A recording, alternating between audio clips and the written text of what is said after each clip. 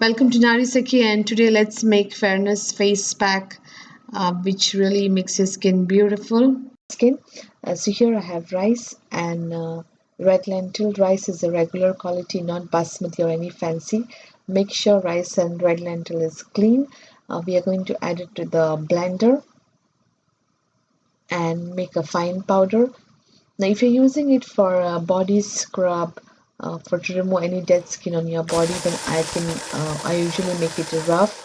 But if I'm using it for the face, then I try to grind it to as fine powder as much because you need to be very delicate on your face. So you can store this powder in an airtight container for about 3 to 4 weeks at room temperature.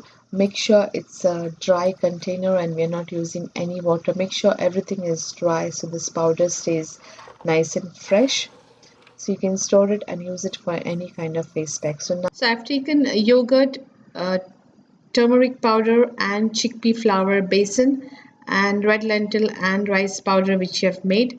So now I'm going to add chickpea flour basin to the yogurt, and we're going to adjust the consistency later. Basin is very good for cleansing. Add turmeric. Turmeric helps to for fairness. And now we are going to add red lentil and rice flour. Rice flour helps to whiten the skin, and red lentil helps to clear all the dead skin. So I'm going to adjust the consistency, add water as needed. You can store it in the refrigerator, or it's better you make it fresh. Apply this on your face, neck, on your body. Keep it for about 10 to 15 minutes and wash it off with water.